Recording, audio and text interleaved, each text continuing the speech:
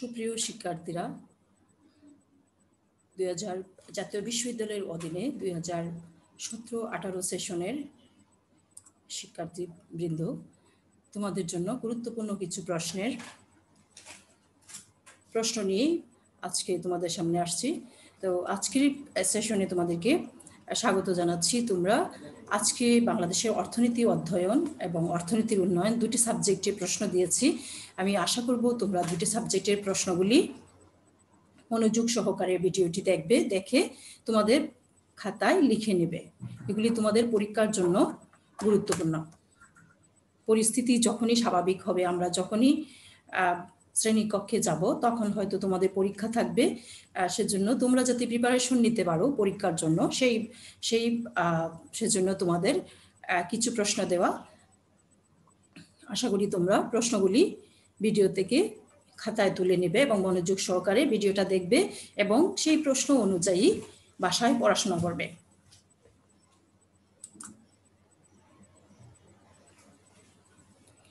আজকে আমরা দেখব দুটি সাবজেক্ট। একটা হচ্ছে বাংলাদেশের অর্থনীতি অধ্যয়ন, যেটা হচ্ছে studies on Bangladesh economy. Code number হচ্ছে 23-22-05। তো বাংলাদেশ ইকোনমি থেকে Bangladesh studies on Bangladesh economy প্রশ্নগুলি এখানে আমি লিখে রাখছি। তারপরেও আজকে আমি প্রশ্নগুলি পর্যায়ক্রমে আমরা প্রশ্নগুলি একটু দেখে নিচ্ছি। প্রথমে হচ্ছে যে 1 নম্বর যে প্রশ্ন, সেটা দেখো যে পাকিস্তান শাসনামলে বাংলাদেশের উপর বঞ্চনা ও শোষণের বিভিন্ন দিক তুলে ধরো। 2 নম্বর হচ্ছে ঔপনিবেশিক শাসনামলে বাংলার শাসন ও শোষণের বর্ণনা দাও। 3 হচ্ছে মোট জাতীয় উৎপাদন যেটাকে আমরা বলি জিএনপি। তারপর হচ্ছে নিট জাতীয় উৎপাদন যেটাকে আমরা বলি এনএনপি। অর্থাৎ জিএনপি এবং এনএনপি এর মধ্যে পার্থক্য লিখো। অর্থাৎ মোট জাতীয় উৎপাদন ও নিট জাতীয় উৎপাদনের মধ্যে পার্থক্য লিখো। 4 নম্বর হচ্ছে বাংলাদেশের অর্থনীতির মৌলিক বৈশিষ্ট্য সমূহ কি কি। 5 হচ্ছে জনসংখ্যা ও অর্থনৈতিক উন্নয়নের মধ্যে সম্পর্ক কি। 6 নম্বর হচ্ছে বাংলাদেশের হবে, এটা তোমরা বাংলাদেশের লিখবে, বাংলাদেশের জনসংখ্যার ঘনত্ব বেশি হওয়ার কারণ কি।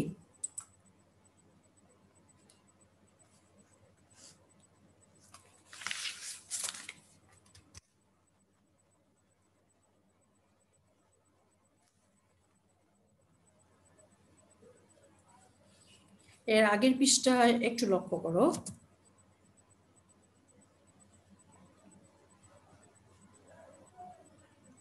ছয়টা প্রশ্ন।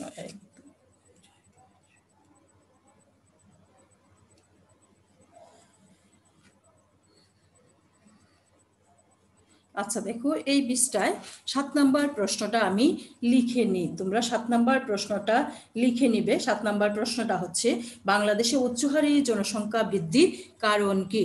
বাংলাদেশে উচ্চ হারে জনসংখ্যা বৃদ্ধির কারণ কি। অর্থাৎ 7 নম্বর প্রশ্নটা 6 নম্বর প্রশ্ন লেখা আছে এখানে, বাংলাদেশের জনসংখ্যার ঘনত্ব বেশি হওয়ার কারণ কি। 7 নম্বর প্রশ্নটা এখানে তোমরা লিখবা যে বাংলাদেশে উচ্চ হারে জনসংখ্যা বৃদ্ধির কারণ কি। আমি আবার বলছি, 7 নম্বর প্রশ্ন হচ্ছে বাংলাদেশে উচ্চ হারে জনসংখ্যা বৃদ্ধির কারণ কি। তারপর হচ্ছে 8 নম্বর প্রশ্ন হচ্ছে বাংলাদেশে মানব সম্পদ উন্নয়নে গৃহীত বিভিন্ন পদক্ষেপগুলোর বিবরণ দাও। 9 হচ্ছে বাংলাদেশের জনসংখ্যা নীতি আলোচনা করো। 10 হচ্ছে বাংলাদেশে গ্রামীণ দারিদ্র্যের প্রকৃতি ও মাত্রা ব্যাখ্যা করো। 11 নম্বর হচ্ছে পল্লী উন্নয়ন ও কৃষি উন্নয়নের মধ্যে পার্থক্য লিখো। 12 হচ্ছে বাংলাদেশে কৃষি ঋণের বিভিন্ন উৎসগুলো বর্ণনা করো। 13 হচ্ছে বাংলাদেশে কৃষি ঋণের সমস্যাগুলি বর্ণনা করো। 14 হচ্ছে কৃষি বাজার ব্যবস্থা কি। বাংলাদেশে কৃষি বাজার ব্যবস্থার বৈশিষ্ট্য আলোচনা করো। 15 হচ্ছে বাংলাদেশের পোশাক শিল্পের বিকাশের কারণ কি। 16 হচ্ছে বাংলাদেশে রাষ্ট্রায়ত্ত শিল্পের সমস্যাগুলো চিহ্নিত করো। 17 হচ্ছে বাংলাদেশের পোশাক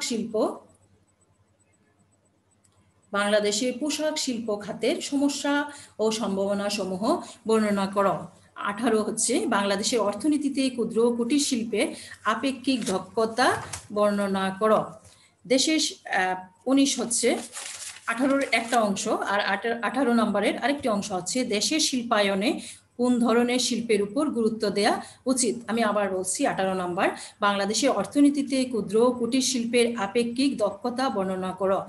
দেশের শিল্পায়নে কোন ধরনের শিল্পের উপর গুরুত্ব দেওয়া উচিত। 19 নম্বর হচ্ছে শহর ও নগরের মধ্যে পার্থক্য কি। 20 নম্বর হচ্ছে বাংলাদেশের নগরায়নের প্রভাব আলোচনা করো। 21 হচ্ছে নগর প্রবৃদ্ধির উপাদানগুলো কি কি। বাংলাদেশের নগরায়নে আর্থসামাজিক ও পরিবেশগত সমস্যা আলোচনা করো। 22 নম্বর হচ্ছে বাংলাদেশে বৈদেশিক বাণিজ্যে লেনদেন ভারসাম্য প্রতিকূলতার 4টি কারণ সংক্ষেপে বর্ণনা করো। 23 নম্বর হচ্ছে লেনদেন ভারসাম্য ও বাণিজ্যের ভারসাম্য বলতে কি বোঝো। এর আরেকটা অংশ হচ্ছে লেনদেন ভারসাম্যের প্রতিকূলতা কিভাবে দূর করা যায়। 24 নম্বর হচ্ছে বাংলাদেশের অর্থনৈতিক উন্নয়নে বাণিজ্যিক ব্যাংকের ভূমিকা আলোচনা করো। 25 নম্বর হচ্ছে প্রত্যক্ষ বৈদেশিক বিনিয়োগ বলতে কি বোঝো। বাংলাদেশে বৈদেশিক বিনিয়োগ আকর্ষণ করার জন্য সরকার কর্তৃক গৃহীত বিভিন্ন পদক্ষেপের একটি বিবরণ দাও। 26 নম্বর হচ্ছে বাংলাদেশের অর্থনীতিতে প্রত্যক্ষ বৈদেশিক বিনিয়োগের প্রয়োজনীয়তা ও গুরুত্ব আলোচনা করো। 27 হচ্ছে বিশ্বায়নের উদ্ভবের কারণ সমূহ কি। আমি আবার বলছি 27 হচ্ছে বিশ্বায়নের উদ্ভবের কারণ সমূহ কি। 28 হচ্ছে বিশ্বায়নের সুফল ও কুফল লিখ। 29 নম্বর হচ্ছে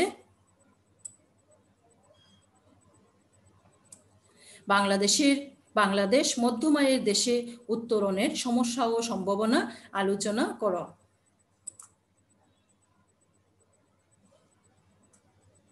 30 নম্বর হচ্ছে গণ দারিদ্র্য কি। 31 হচ্ছে বাংলাদেশে দারিদ্রতার কারণসমূহ কি। 32 হচ্ছে বাংলাদেশে দারিদ্র্য বিমোচনে সরকার কর্তৃক গৃহীত পদক্ষেপ সমূহ আলোচনা করো। 33 নম্বর হচ্ছে বাংলাদেশের দারিদ্র্য বিমোচনে এনজিও গুলো কতটুকু, এটা কতটুকু হবে তোমরা বানানটা ঠিক করে লিখবা, যে এনজিও গুলো কতটুকু সফল হয়েছে বলে তুমি মনে করো। আমি আবার বলছি বাংলাদেশের দারিদ্র্য বিমোচনে এনজিও গুলো কতটুকু সফল হয়েছে বলে তুমি মনে করো। এটা তো না হয়ে ট হবে। 34 নম্বর হচ্ছে নারী ক্ষমতায়নের লক্ষ্য উদ্দেশ্য কি কি।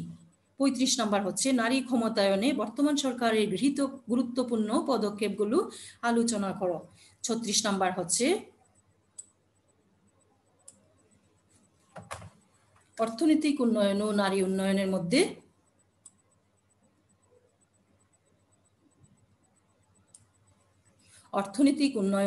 উন্নয়নের মধ্যে সম্পর্ক কি।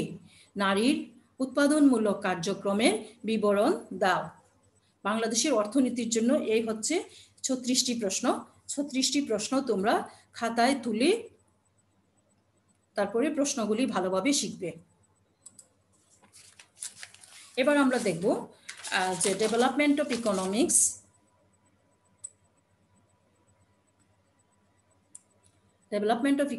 এর অর্থাৎ অর্থনীতির উন্নয়ন যে সাবজেক্টটা, সেই সাবজেক্টের কোড নাম্বার হচ্ছে 23/07।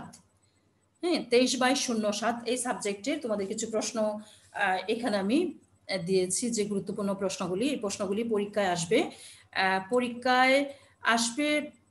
পরীক্ষায় আসার সম্ভাবনা খুবই বেশি, যেগুলি অনেক বিগত কয়েক বছরের প্রশ্নের উপর ভিত্তি করে দেয়া হয়েছে। তোমরা প্রশ্নগুলি ভালোভাবে শেখার চেষ্টা করবে, তাহলে হয়তো ভালো পরীক্ষা দিতে পারবে। এখানে দেখো অর্থনীতির উন্নয়নের প্রশ্নসমূহ। 1 নাম্বার হচ্ছে অর্থনৈতিক প্রবৃদ্ধি ও উন্নয়নের মধ্যে পার্থক্য লিখো। 2 হচ্ছে অর্থনৈতিক উন্নয়নে সূচক সমূহ ব্যাখ্যা করো।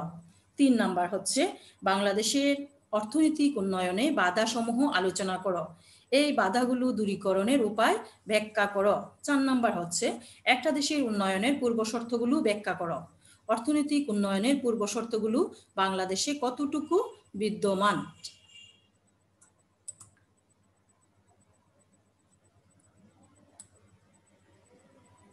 5 নাম্বার দেখো, অনুন্নত দেশের 5টি বৈশিষ্ট্য লিখো।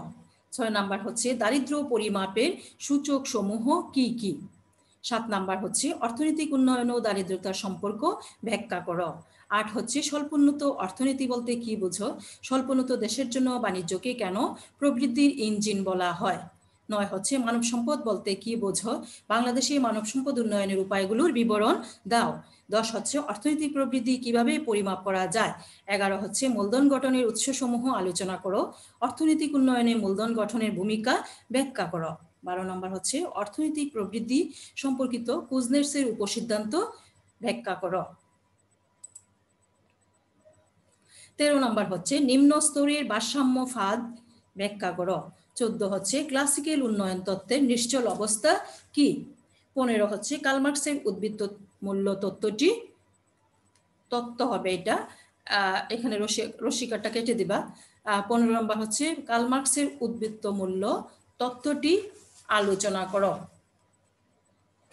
16 হচ্ছে অর্থনৈতিক উন্নয়নে ফি রেনিস মডেল ব্যাখ্যা করো।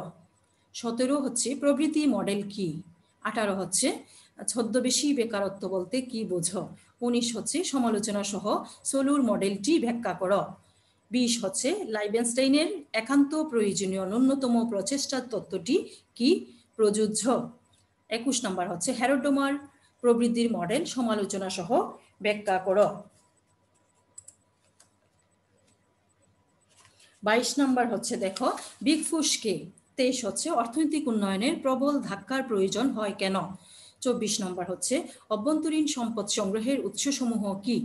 অর্থনৈতিক উন্নয়নে অভ্যন্তরীণ সম্পদ সংগ্রহের গুরুত্ব বর্ণনা করো। 25 হচ্ছে শিল্পায়ন কি। অর্থনৈতিক উন্নয়নে শিল্পায়নের গুরুত্ব আলোচনা করো। 26 হচ্ছে পুঞ্জীভূতকরণের সোনালী পথ বলতে কি বোঝো। 27 হচ্ছে উন্নয়ন এজেন্ট বলতে কি বোঝো। 28 হচ্ছে গুন্ডার ফ্রাঙ্কের অনুন্নয়নের তথ্যটি কি। 29 নম্বর হচ্ছে গুনার মেডালের চক্রাকার কার্যকারণ তথ্যটি ব্যাখ্যা করো। 30 নম্বর হচ্ছে অর্থনৈতিক উন্নয়ন সংক্রান্ত কাঠামোবাদী তথ্যটি আলোচনা করো। 31 হচ্ছে বাংলাদেশের টেকসই উন্নয়নের লক্ষ্যমাত্রার বিশেষ দিকগুলো উল্লেখ করো।